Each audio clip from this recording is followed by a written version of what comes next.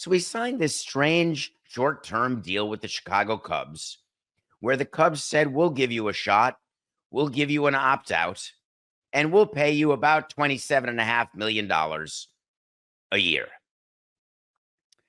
Then he had what I would describe as a mediocre year with the Cubs. And the reason I call it mediocre, before all you Cubs fans get upset over in Chicago, yeah, I'm talking to you, Greg. Why didn't he opt out of his contract? Because he could not find any team anywhere to pay him more than what he was going to make with the Cubs over these last 2 years of his 3-year deal.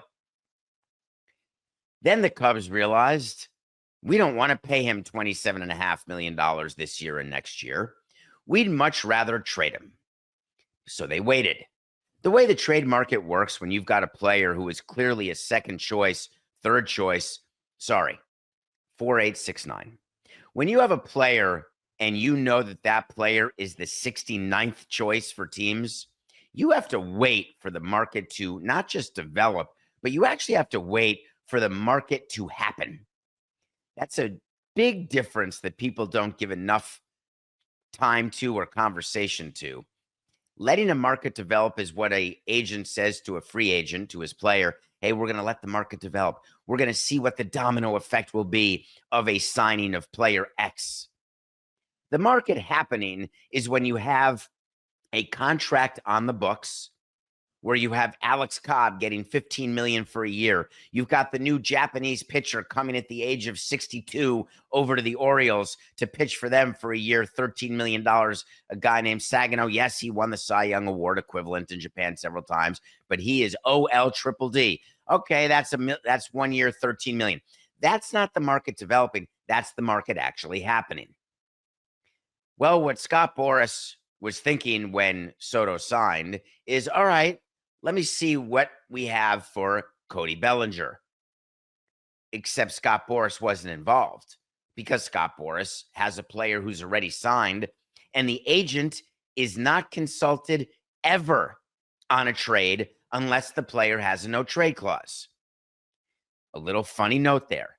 You do not, as an executive, when you're doing trade conversations with other teams, you don't say, hold on 1 second when you're talking to the Cubs about doing a trade, or the Yankees or the Rays or whoever else. Hold on, I got to speak to the agent. Let's see if we can get an understanding of how this player feels about being traded.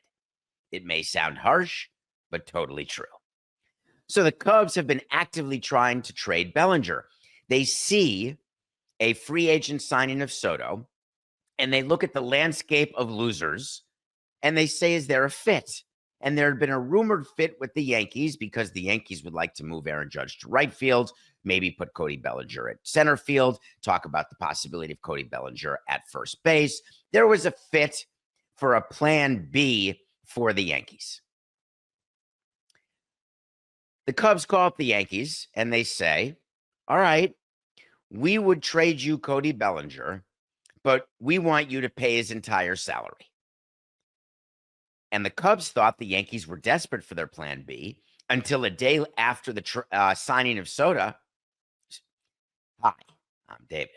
Until the day after the signing of Soto, and the Yankees signed Max Fried for 8-2-18.